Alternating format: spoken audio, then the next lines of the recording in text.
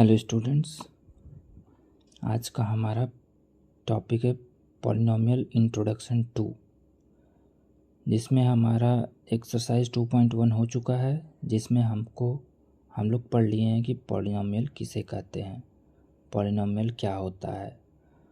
Polynomial का सारा details हम लोग इंट्रोडक्शन पढ़ चुके हैं। अब सेकंड में हमको पढ़ना है दो टॉपिक्स, एक तो है वैल्यू ऑफ पॉलिनोमियल और दूसरा है ज़ीरोज़ ऑफ ए पॉलिनोमियल। तो आइए शुरू करते हैं वैल्यूज़ ऑफ ए पॉलिनोमियल। तो पॉलिनोमियल को px से डिनोट करते हैं। अब इसी px की वैल्यू को क्या बोलेंगे, पॉलिनोमियल की वैल्यू, px की वैल्यू जितनी आए। अब px की वैल्यू निकालने के लिए इस पॉलिनोमियल में हमको x की वैल्यू रखनी पड़ेगी, जो कि आपको क्वेश्चन में ही मिलेगा। आपको आपके क्वेश्चन में ही वेरिएबल की वैल्यू मिल जाएगी। जैसे यहाँ पे मान लीजिए वेरिएबल की वैल्यू है x इक्वल टू 2, तो इस पॉलिनोमियल में आप x की वैल्यू 2 पुट करके देखें, तो जहाँ जहाँ x है वहाँ वहाँ 2 पुट कर दें। 2 स्क्वायर हो जाएगा ये, और ये प्लस 5 इंटू 2 हो जाएगा, और ये प्लस 6। तो देखिए 2 स्क्वायर 4 हो जाएगा, और 5 2 जा 10 हो जाएगा, प्लस 6, वैल्यू क्या आ गई 20।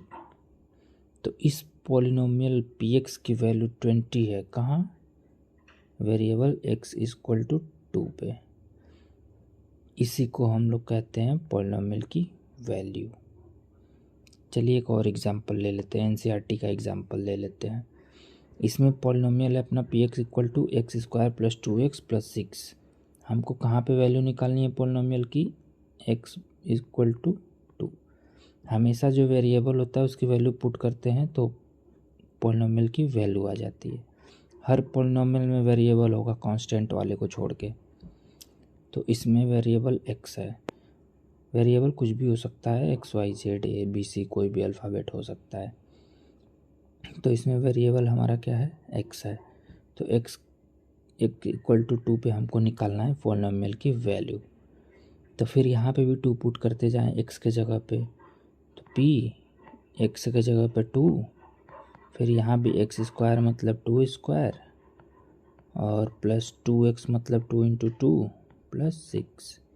ये हो जाएगा अपना 2 square equal to 4, 2 into 2 4 plus 6, ये हो जाएगा 14।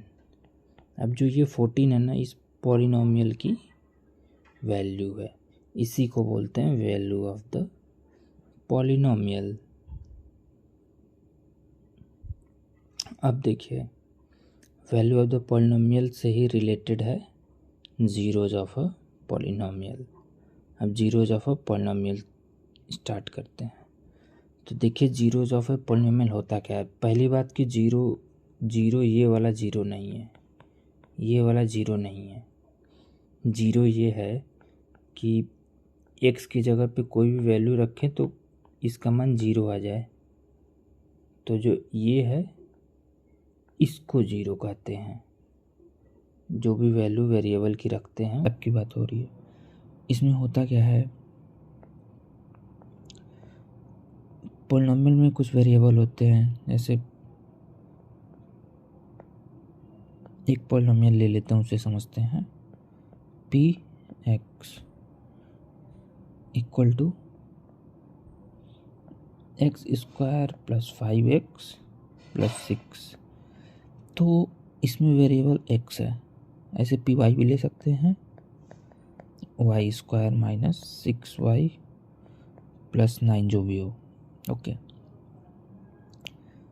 तो इसमें y वेरिएबल है। ठीक, वेरिएबल समझ गए। अब आते हैं वैल्यू पे। तो इस वेरिएबल की क्या वैल्यू रखी जाए कि पूरे पॉलिनोमियल की वैल्यू 0 आ जाए, जो हम लोगों ने अभी पहले पढ़ा, वैल्यू ऑफ पॉलिनोमियल। तो x की क्या वैल्यू रखें जो पूरे की वैल्यू 0 आ जाए। तो वही क्या होता है, x की जो वैल्यू रखेंगे वही क्या हो जाएगा हमारा, 0 ऑफ दिस पॉलिनोमियल। ओके, तो रखते हैं एक बार, P x equal to x square plus 5x plus 6। 1 रख के देखते हैं, 1 पे 0 नहीं आएगा, -1 पे भी 0 नहीं आएगी इसकी वैल्यू। फिर रखेंगे 2 2 जा 4, 5 2 जा 10, 6, इस पे भी नहीं आएगी, बट -2 रख के देखते हैं। p की वैल्यू -2 रख के देखते हैं, -2 स्क्वायर प्लस 5 इंटू -2 प्लस 6, ये हो जाएगा 2 2 जा 4 प्लस हो जाएगा, ये हो जाएगा -5 2 जा 10 plus 6।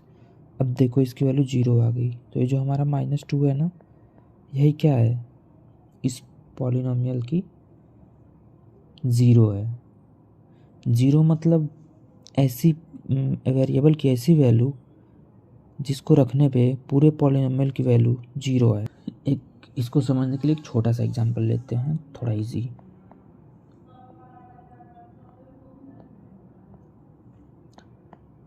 P x equal to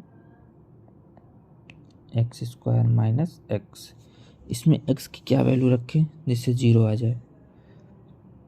तो पहले तो 1 रखते हैं, 1 से स्टार्टिंग ही करते हैं। 1 रखेंगे तो 1 स्क्वायर 1 हो जाएगा -1, देखो ये 1 पे 0 आ गया। x की वैल्यू 1 रखते हैं, p1 equal to 1 square -1 equal to 0। तो px का एक 0 क्या हो गया, 1 हो गया, ये होता है 0। अब देखो 0 के लिए कुछ रूल, अब देखो कुछ कंडीशंस है।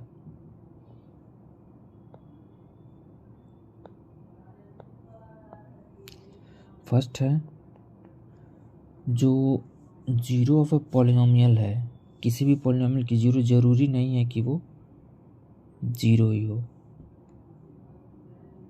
जैसे मान लो